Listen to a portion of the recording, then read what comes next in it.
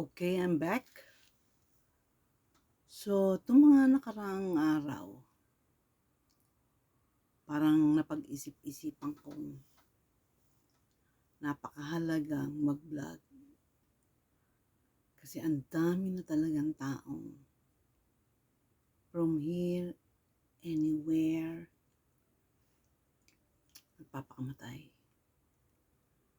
Parang yung value ng buhay ngayon is,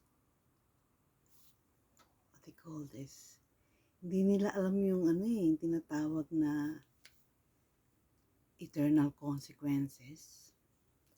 Akala nila pag nagpakamatay sila, yung problemang natakbuhan nila o natakasan nila.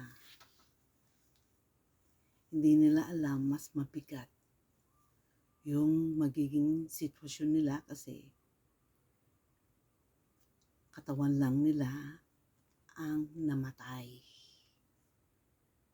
Unang-unang mangyayari is haharap sila kay Christ at magkakaroon ng personal judgment.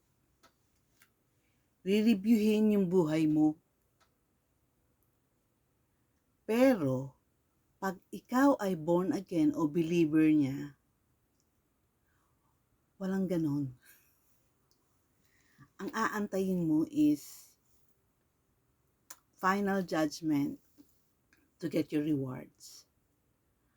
Ang mangyayari sa born again is sasalubungin ng kanyang, what they call this, i-welcome ng kanyang angel at i-guide papunta sa kanyang mansion sa heaven. Christ will be there to celebrate and so full of joy ang paligid. Christ, the Father, and the Holy Spirit, the Trinity, will celebrate with you. Dahil ang totoong bahay mo, your real home is heaven. So, pag binasa mo yung Romans 14, doon makikita mo, sinasabi doon, na mag-iingat ka sa mga taong na-i-influence mo, either negatively or positively. Mag-iingat ka. Kahit anak mo binabantayan ka niyan, kinokopya ka niyan. So, mananagot ka sa Diyos pag ang kinopya sa iyo ay ikasasama niya. Pero tatanggap ka naman ng merits o ng reward kay God kung ang influence na naibigay mo sa paligid mo ay very positive dahil nakatulong sa kanilang makilala nila ang Diyos. Ang talagang totoong nakaka-survive sa buhay na to is yung mga secure. First and foremost, dapat secure ka spiritually. Kaya nga napakahalaga ng influencers. Minsan yung mga bata, ang influencers nila ay teachers nila at hindi magulang nila. Dahil yung magulang siguro nasa abroad o OFW, so iniwan lang sila sa lola nila or sa tiyahin nila. Kaya ang nangyari is nagkaroon sila ng attachment sa teacher nila. Kung nagkataong yung teacher na yun ay nakapagbigay ng napakahalagang mga truths. Kasi iba yung truths sa learnings. Yung tinatawag na facts of life, malayo. Ang truth is, it will form you. It will bring you to who you really are. Kung bakit napakataas ng mental health is madaming tao hindi nila kilala ang sarili nila. At ang misteryo dyan is totoong makukuha mo lang ang totoong identity mo o pagkatao mo pag nakilala mo ang Panginoon. Nasa Diyos makukuha ang completion ng truth about your identity. Nung nandito ako, nung bagong dating ako dito, and I was struggling to find a job, lahat ng tao dito sa paligid ko, ang sinasabi is, Kumuha ka na lang ng cleaning job. Kasi karamihan basta Pilipino, ang kinababaksakan is maglilinis ng bahay. Sa totoo lang, dahil inabot ako ng I think 4 months or 6 months, nawala akong trabaho out of desperate. Hindi ako makakuha. Bigay ako ng bigay ng resume ko. Ang sagot sa akin, you don't have to do this. You can just inform us online on our website.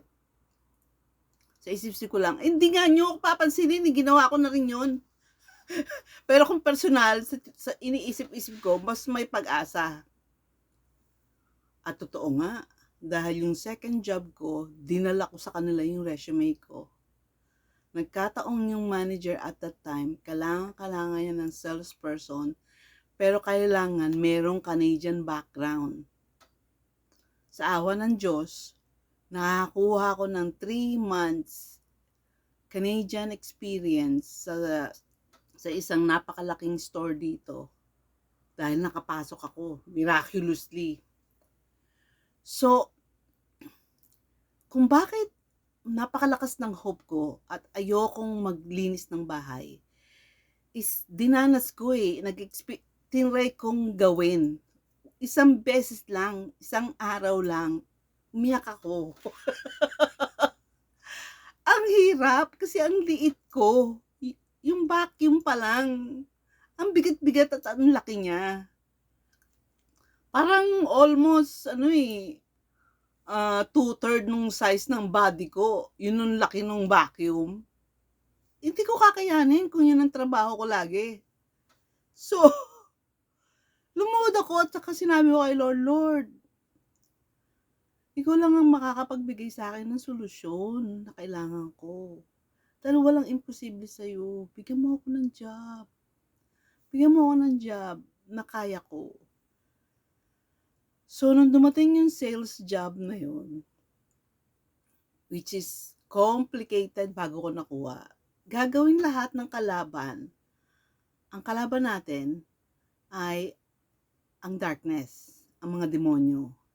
Maniwala ka o hindi, they are real.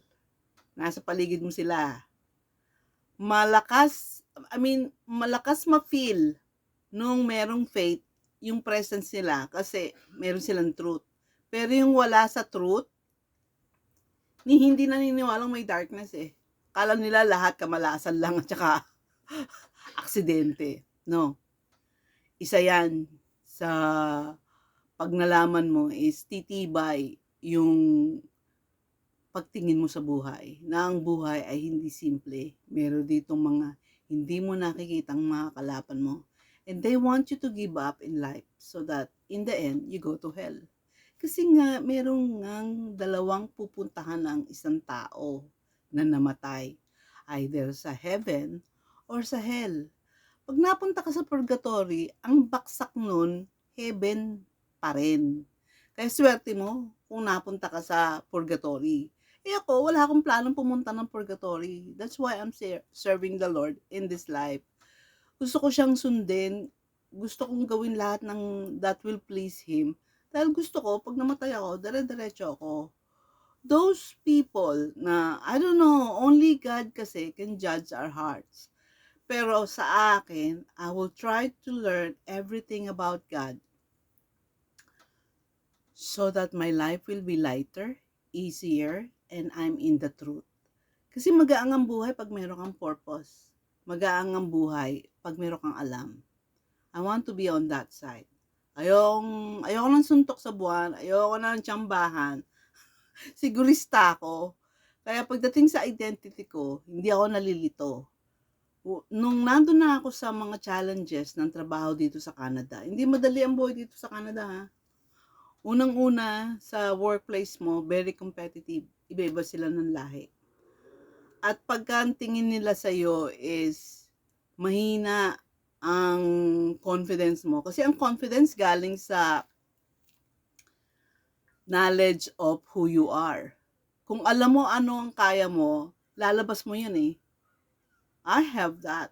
Kasi katwiran ko. besides my work experience, sigurado ako kung sino ako eh. I am a child of God. At yun ang pinanghahawakan ko. Katwiran ko kahit anong taas ng pwesto mo, pero kung bully ka or masama ka, hindi ako matatakot sa'yo. Kasi hanggang dito ka lang eh. Mamatay ka din.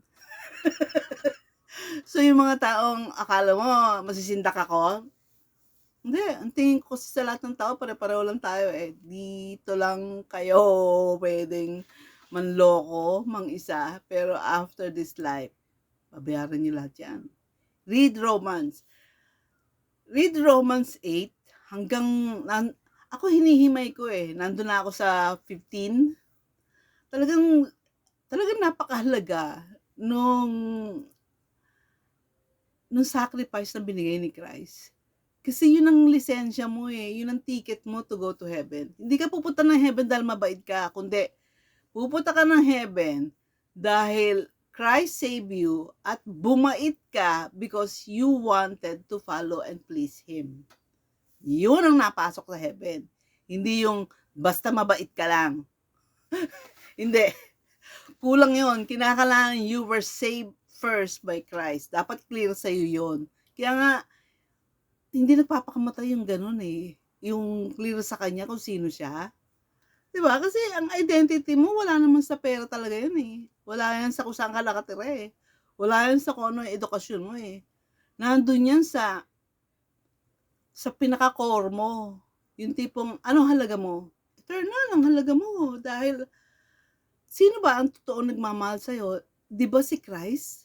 Eh, ano ba ang value ni Christ? Napakataas, anak ng Diyos. Diyos! At sinabi dun sa, nasa Romans at saka dun sa writings ni Paul na everything was made through Christ.